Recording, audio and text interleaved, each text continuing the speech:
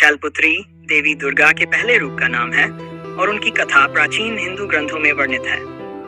शैलपुत्री का नाम शैलवत और पुत्री से मिलकर बना है, जिसका अर्थ है पर्वतराज की पुत्री। उन्हें हिमालय की पुत्री माना जाता है। ये देवी पार्वती का अवतार है, जिन्हें उनके पूर्व जन्म में सती के नाम से जाना जाता था। शैलपुत्री की कथा। प्राचीन समय में देवी सती का विवाह भगवान शिव से हुआ था। सती राजा दक्ष प्रजापति की पुत्री थी। एक बार राजा दक्ष ने एक भव्य यज्ञ का आयोजन किया, जिसमें उन्होंने सभी देवताओं और ऋषि मुनियों को आमंत्रित किया, लेकिन जानबूझकर भगवान शिव और सती को आमंत्रण नहीं भेजा। सती को जब इसका पता चला तो वे बिना निमंत्रण के ही यज्ञ में जाने के लिए तैयार हो गई।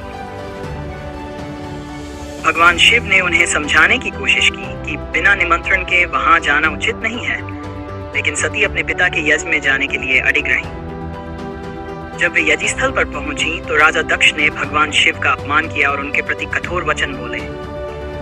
यह अपमान सती से सहन नहीं हुआ और उन्होंने यज्ञ अग्नि में आत्मदाह कर लिया। सती के इस त्याग से भगवान शिव अत्यंत क्रोधित हो गए और उन्होंने वीरभद्र नामक अपने गण को भेजकर यज्ञ का विध्वंस कर दिया। इसके बाद भगवान शिव सती के शव को लेकर पूरे ब्रह्मांड में भटकते रहे। विष्णु भगवान ने अपने सुदर्शन चक्र से सती के शरीर के विभिन्न अंगों को काट दिया, जो पृथ्वी के विभिन्न स्थानों पर गिरे, और जहां जहां ये अंग गिरे वहां शक्तिपीठों की स्थापना हुई। पुनर्जन्म में सती ने शैलराज हिमालय के घर में जन्म लिया और शैलपुत्री कहलाई। इस जन्म में भी उन्होंने कठोर तपस्या करके भगवान शिव को पुनः प्राप्त किया और उनसे विवाह किया। शैलपुत्री का ये रूप देवी पार्वती के रूप में जाना जाता है। शैलपुत्री की पूजा का महत्व। शैलपुत्री को नवरात्रि के पहले दिन पूजा जाता है।